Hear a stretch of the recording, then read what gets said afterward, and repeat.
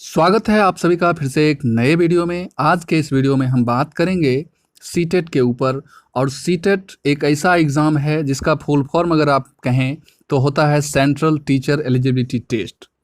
तो इस वीडियो में हम सीटेट की संपूर्ण जानकारी आपको देंगे कि सीटेट क्या है, इसके पेपर्स कैसे आते हैं। तो सारी जानकारी, इसके लिए आपको क्या एलिजिबिलिटी होनी चाहिए, सारी जानकारी हम आपको देंगे। उससे पहले आप जान जाएं कि अगर आप बीएड या डीएलएड कर रहे हैं तो आपको एक ना एक दिन सीटेट या स्टेट गवर्नमेंट का जो टेट होता है उसमें आपको बैठना ही होगा।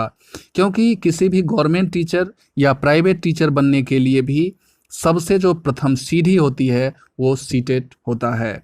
तो ठीक है, तो इसकी जानकारी हम आपको देंगे। सीटेट कैसे होता है, सीटेट के लिए आपको कैसे पढ़ना चाहिए ताकि आपको क्वालिफाइंग प्लस मार्क्स आ सके। तो ये सारी जानकारी आपको हम इस वीडियो में देने वाले हैं।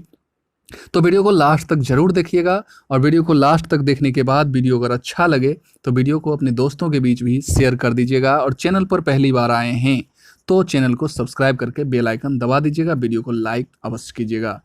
देखिए, सबसे पहले हम बात करते हैं सीटेट के बारे में। तो सीटेट का जो फुल फॉर्म आपको दिख रहा होगा वो होता है central teacher eligibility test.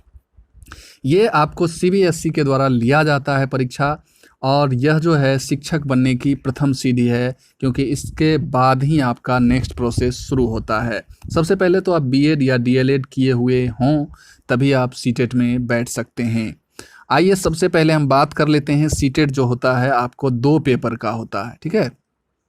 CTET में पेपर 1 होता है और एक पेपर 2 होता है। तो सबसे पहले हम पेपर 1 की बात करेंगे। तो पेपर 1 के तहत आपको जो है 5 सब्जेक्ट पूछे जाते हैं, जिसमें आपका हिंदी, इंग्लिश में के बदले आप लैंग्वेज 2 या यहाँ लैंग्वेज फर्स्ट में ही आप अलग अलग सब्जेक्ट को रख सकते हैं। जैसे कि संस्कृत रख सकते हैं, उर्दू रख सकते हैं। तो यहाँ या यहाँ आप अपने ऑप्शनल के अनुसार रख सकते हैं, ठीक है। तो ये आपका हो जाता है। उसके बाद सीडीपी जो होता है चाइल्ड डेवलपमेंट एंड पेडागोजी, ये आपका हो जाता है। उसके बाद इन्वायरमेंटल स्टडीज़ हो जाता है और मैथ हो जाता है। ये तो पेपर 1 हो गया।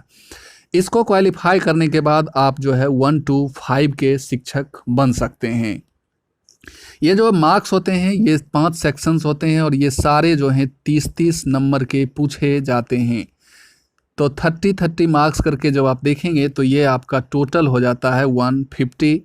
और 150 मार्क्स में आपको अगर जनरल ओबीसी में आते हैं, जनरल कैटेगरी से आते हैं, तो आपको 90 प्लस मार्क्स यानी कि 60% मार्क्स आपको 150 में लाना होता है। तो ये होता है क्वालिफाइंग नेचर का होता है। और उसके बाद आरक्षण कैटेगरी में आते हैं तो फिर आपको 82 या 83 मार्क्स लाना होता है 150 में से। ये पेपर 1 की बात हो गई। और पेपर 1 जो होता है 1 to 5 के लिए होता है।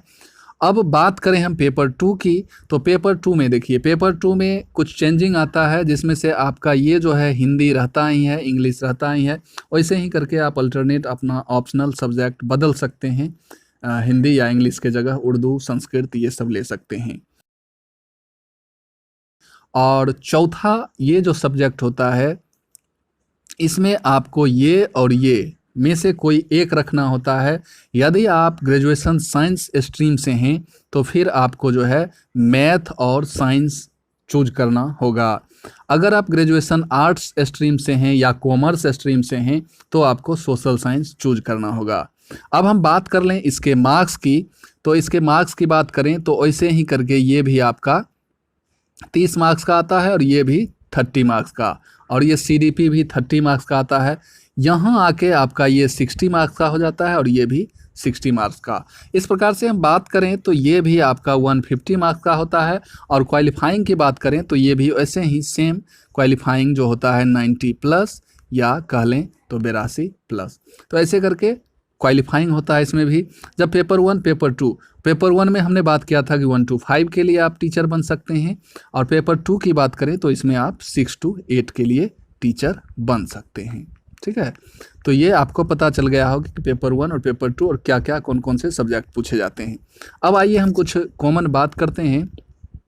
जैसे कि तैयारी की बात अगर हम करें इसमें आप कह सकते हैं कि ये कॉमन बात है।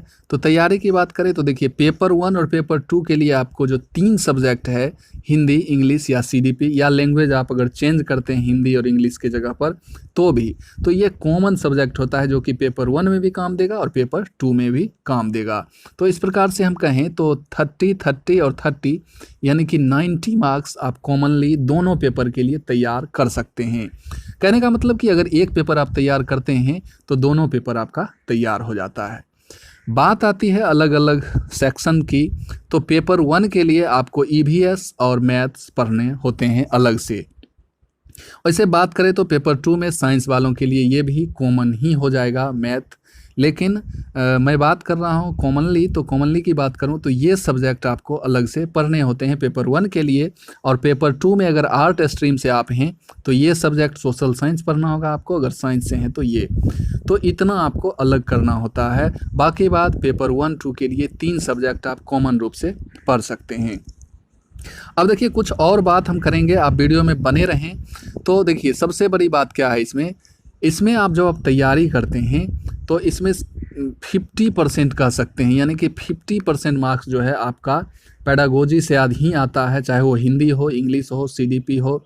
सीडीपी तो खैर फुल पेडागोजी हो ही जाता है, लेकिन और जो 4 सेक्शंस बचते हैं उनमें आपका 50% पेडागोजी से आता है। तो जैसे कि हम बात करें इसमें मार्क्स की, तो देखिए 30 मार्क्स का तो आपका पेडागोजी आता ही है, जिसको सीडीपी बोलते हैं। हिंदी में बात करें तो इसमें आपका 15 मार्क्स, इंग्लिश में बात करें तो 15 मार्क्स। उसके बाद सोशल साइंस की बात करें तो अगर 60 नंबर का ये है तो इसमें 30 जो है आपका पेडागोजी पूछा जाएगा। तो इस प्रकार हम बात करें तो 30, 30, 60, 30, 90 यानी कि 90 जो कि क्वालिफाइंग मार्क्स होता है, ये सिर्फ आपको पेडागोजी से पूछ लिया जाता है। इस प्रकार से आप अगर सिर्फ पेडागोजी पर पकड़ बनाते हैं तो आपका क्वालिफाई आप कर जाएंगे आराम से। उसके बाद जो बचता है आपका 60 मार्क्स का, 60 मार्क्स में आप अगर पैसेज वगैरह पढ़ते हैं, जो कि इंग्लिश में भी पैसेज पूछा जाता है और हिंदी में भी, तो इंग्लिश हिंदी में अगर वही जो शेष जो 15-15 मार्क्स बचते हैं उधर पेडागोजी के अलावा इन 2 विषयों में, वो 15-15 आपका पेडागोजी पैसेज ही आता है। और इसको अगर इंक्लूड कर दिया जाए तो 90 और 30 हो जाता है 120, यानी 120 मार्क्स आपका आसानी से आ जाता है। और बाकी बात थोड़ा बहुत आप पढ़ेंगे तो आप उससे प्लस जा सकते हैं। तो ये था सीटेट का पूरा जानकारी, और ऐसे करके आप सीटेट क्वालिफाई कर सकते हैं, जो कि शिक्षक बनने का प्रथम सीढ़ी होता है।